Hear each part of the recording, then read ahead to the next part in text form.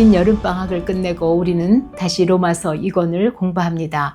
그동안 1장부터 8장까지 바울 사도는 인간의 죄와 구원 그리고 믿음으로 의롭게 되는 복음의 핵심 진리를 설명하였습니다. 이제 9장부터 11장까지는 이스라엘의 구원의 문제를 특별히 구분하여 다루고 있습니다. 오늘 주제가 유대인은 어떻게 될 것인가죠?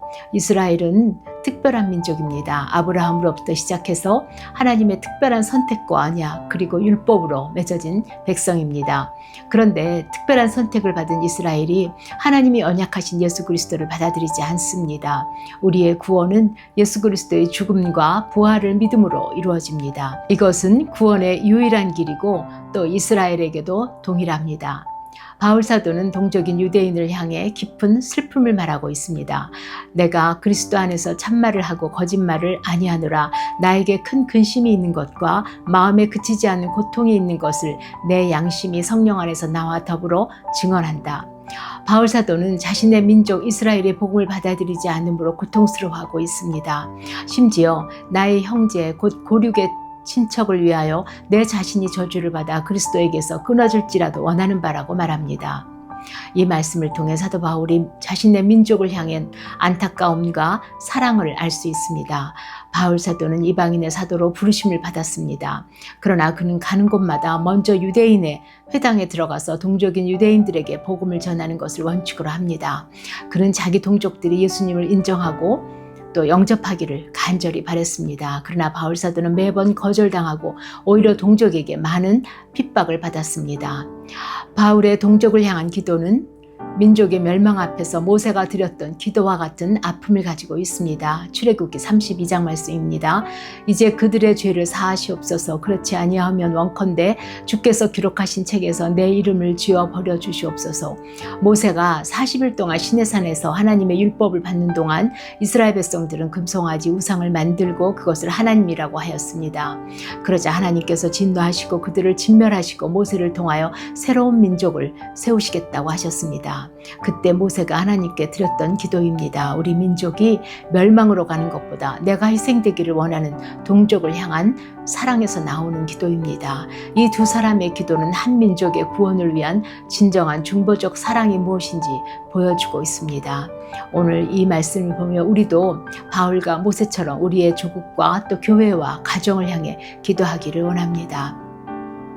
바울 사도는 유대인들이 하나님부터 받은 특권에 대해 다음과 같이 나열합니다. 첫째, 하나님은 그들을 이스라엘 사람이라 불렀습니다. 그들의 조상 아브라함은 하나님의 특별한 부르심을 받았고 언약으로 맺어진 선택된 민족이라고 합니다. 또 그들에게는 양자됨의 축복이 있다고 합니다. 그들을 내 아들, 내 장자라고 하셨습니다. 또 너희는 열국 중에서 내 소유라고 말씀하셨습니다. 그들에게는 하나님의 영광이 있습니다. 또 그들에게는 하나님의 언약과 율법과 약속과 그리고 하나님께 드리는 예배가 있습니다. 그리고 그리스도가 그들의 족보를 따라 나셨습니다. 그러므로 유대인들이야말로 가장 복된 민족이고 구원받아야 할 민족입니다. 그러나 그들은 이 모든 것을 스스로 버림으로 구원에서 제외되었습니다. 이어서 사도 바울은 진정한 하나님의 자녀에 대해서 단언합니다. 6절 말씀을 보면 이스라엘에 대해서 난 자들이 다 이스라엘이 아니라 즉 혈통을 따른 이스라엘은 영적 이스라엘이 아닙니다.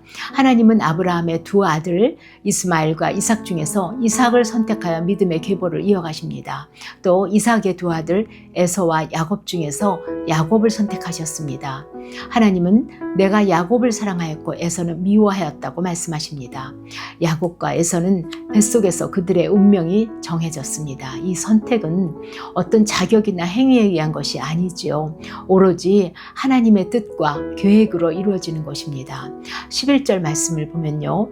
그 자식들이 아직 나지도 아니하고 무슨 선이나 악을 행하지 아니한 때에 택하심을 따라드는 하나님의 뜻이 그대로 서게 하려는 것이라고 말씀합니다.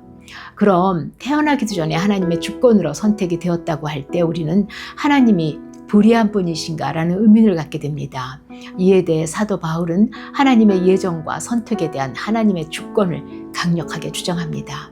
하나님은 내가 긍휼히 여길 자를 긍휼히 여기시고 또 불쌍히 여길 자를 불쌍히 여기리라고 하십니다. 이것은 하나님의 절대적인 주권의 영역입니다. 하나님은 창조주이시며 절대자이십니다. 창조주이시며 절대자이신 하나님을 인간의 윤리적인 잣대로 평가하는 것 그 자체가 모순이라고 말합니다. 토기장이가 진흙 한 덩이로 하나는 귀 있을 그릇을 하나는 천 있을 그릇을 만들 권한이 없느냐는 것입니다. 하나님은 각 사람에게 다른 계획과 목적을 갖고 계시다는 것을 말씀합니다. 우리는 이것을 불공평하다고 생각하지만 하나님은 공의로우시고 긍휼을 베푸시는 분이십니다. 우리를 사랑하시되 독생자를 죽기까지 사랑하시고 불의한 자라도 끝까지 돌아오기를 기다리시는 하나님이십니다. 하나님의 목적은 심판이 아니라 은혜와 긍휼을 베푸시는 것입니다. 그런 하나님께서 어떤 사람은 택하시고 어떤 사람은 버려두시고 그리고 어떻게 쓰실 것인가 하는 것은 하나님의 절대적인 주권에 해당되는 것입니다. 토기장이가 진흙 한 덩이로 또 진노의 그릇과 영광을 받기로 한 예비하신 긍휼의 그릇을 만들 권한이 없냐고 반문합니다. 하나님은 하고자 하시는 자를 긍휼히 여기시고 하고자 하시는 자를 완악하게도 하신다고 말씀합니다. 진노의 그릇은 바로왕의 경우입니다. 그러면 하나님이 바로와 같은 사람을 완악하게 만들어서 악을 행하도록 하셨냐는 것입니다. 그러나 사도 바울은 하나님께 불의가 있을 수 없다고 말씀합니다. 인간은 원래 타락한 본성을 갖고 있습니다. 하나님이 이 완악한 마음을 그대로 내버려 두시는 것입니다. 사람이 완악한 마음이 되는 것은 자기의 죄를 인정하지 않고 회개하지 않기 때문입니다. 하나님은 바로를 향한 진노의 심판을 오랫동안 참으셨습니다. 그리고 영광 받기로 예비하신 긍휼의 그릇은 선택받은 하나님의 백성을 의미합니다. 우리는 하나님의 영광을 위하여 선택받은 하나님의 백성입니다. 특별히 우리 성도들은 하나님이 귀히 쓰시는 그릇으로 선택하셨습니다. 우리의 행위를 보시지 않고 우리를 택하시고 구원해 주신 하나님의 은혜에 감사해야 합니다. 여기에서 사도 바울은 성도를 영광 받기로 예비된 그릇이라고 말하고 있습니다. 그러므로 구원받은 성도들은 두렵고 떨림으로 구원을 이루어 나가야 합니다. 마지막으로 바울 사도는 하나님의 구원은 육신적인 이스라엘이 아니라 영적인 이스라엘, 곧 이방인들에게도 있다고 말합니다. 30절 말씀인데요. 그런즉 우리가 무슨 말을 하리요? 의를 따르지 아니한 이방인들이 의를 얻었으니 곧 믿음에서 난 의요. 이방인들이 의를 따르지 못했다는 것은 율법적인 생활을 하지 못했다는 말이지요. 이방인들은 율법이 없었으므로 율법으로 의를 얻지 못합니다. 로마서 2장은 무릇 율법 없이 범죄한 자는 또한 율법 없이 망하고 무릇 율법이 있고 범죄한 자는 율법으로 말미암아 심판을 받으리라고 했습니다. 이방인들은 율법 없이 망하고 이스라엘은 율법 때문에 망하는 것입니다. 그런데 이방인들이 복음을 받아들임으로 하나님의 의를 얻게 되고 구원을 받게 되는 것입니다. 하나님은 우리에게 이 도를 믿는 자에게는 부끄러움을 당하지 않으리라고 약속을 주셨습니다. 그 돌은 반석이신 예수 그리스도입니다. 그러나 이스라엘은 믿음이 아니라 행위를 따라감으로 구원에서 거절되었습니다. 그래서 그들에게는 오히려 그리스도가 부딪히는 돌이 되었습니다. 율법과 전통에 붙잡혀 그것을 지키는 것을 자랑스럽게 생각하던 이스라엘 백성들은 자신들의 행위를 의지하여 구원을 받을 것이라 생각했습니다. 그러므로 예수 그리스도의 보혈로 값없이 구원을 얻는다는 것은 그들에게 이해할 수 없는 부딪히는 돌이 된 것입니다. 결국 이것 때문에 그들은 걸려 넘어졌습니다. 우리의 구원은 우리의 공로가 아닙니다. 하나님의 크신 긍휼과 사랑의 결과입니다. 십자가의 사랑으로 우리를 구원하셨습니다. 은혜를 입은 우리는 그 크신 하나님의 긍휼과 은혜에 감사하며 하나님의 뜻을 이뤄가는 삶을 살기를 원합니다. 함께 기도하시겠습니다. 참 좋으신 하나님 아버지, 우리에게 구원의 길을 열어주시고 믿기만 하면 구원하여 주심을 참으로 감사합니다.